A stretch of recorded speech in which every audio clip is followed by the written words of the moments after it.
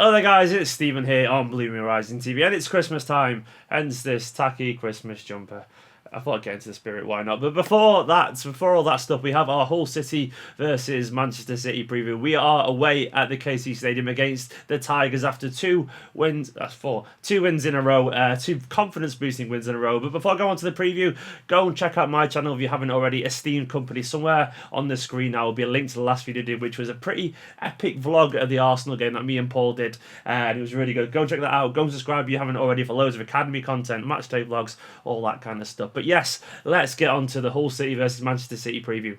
Now the big news, Fernandinho is back. Our man, our love, our midfield maestro, our heartbeat is back. He's back from suspension after probably a well-earned rest. It wasn't intended rest, but it was a rest nonetheless. But yeah, he is back probably for the starting lineup. I suspect he will slot straight in there. Away at Hull, we will need his energy in general. The big question there is who drops out, Yaya or Fernando. I'm probably going to say it'll be Fernando just because Fernandinho provides that same level of energy but with more technical ability. Fernando was excellent against Arsenal, a real unsung hero, don't get me wrong. I thought he deserves all the appreciation he got from that game, but I suspect it'll be Yaya Fernandinho doing a very Burnley away kind of job, doing all the dirty work behind the fluid front line, which we'll get onto in a little bit. The form isn't good for Hull City, I'll be honest. 1 win in 10, no win in 6 games for them. They've lost to the likes of West Ham, Spurs, Borough, Sunderland, and draws against Palace and West Brom. Life isn't shining for them at the moment. They are looking pretty ropey. They are bottom of the table at Christmas Day.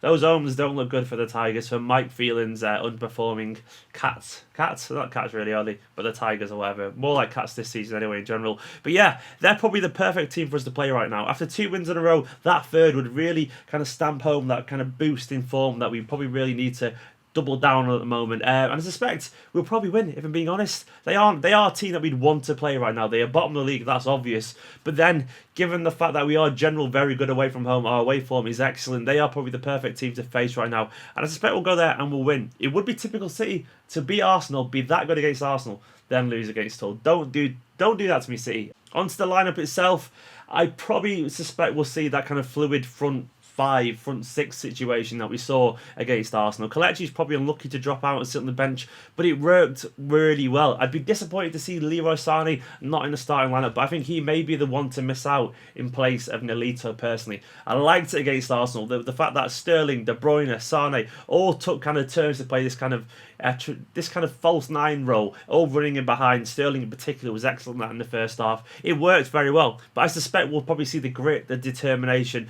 the energy of Nolito in place of Leroy Sané. I thought Sané was excellent against Arsenal. Just worth talking about that for a second.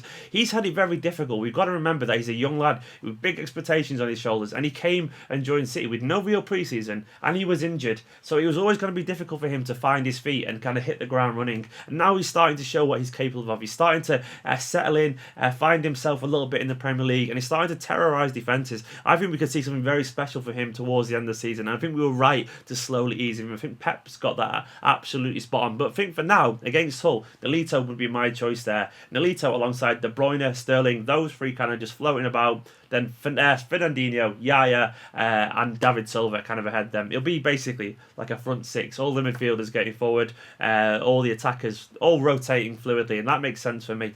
What also makes sense for me is to not upset the back line. Obviously Zabaleta is out. I'm sure he'll be okay because he is a warrior. But Sanyo will probably come in there. But in general, I'm sorry, John Stones, I've got a lot of confidence in your ability, but I wouldn't change the back four. I think it kind of works. I think Stones, he's dropped out, and Kolarov and Otamendi were excellent against Arsenal. They, in general, apart from the odd little tiny thing, which we'll give them because no one's perfect, in general, they were very good. They've both had a lot of criticism this season, Kolarov and Otamendi, but they dealt with 95% of what came their way throughout the game excellently, and Clichy was decent as well against Arsenal, so I would be very happy to go with that lineup. And then Claudio Bravo had a decent game against Arsenal as well. I suspect he'll carry on in goal. On to the actual press conference, there was a few little tidbits of information there. The most interesting one for me is that Pep didn't completely rule out the idea of signing someone in January. Who that is, I don't know. Maybe someone like Van Dijk, maybe a midfielder. But he said, I can't deny the fact that we could be in for someone potentially. He didn't say it was going to happen, but he didn't rule it out either. In general, you're always trying to see what they don't say. say, and he didn't say we won't be signing anyone,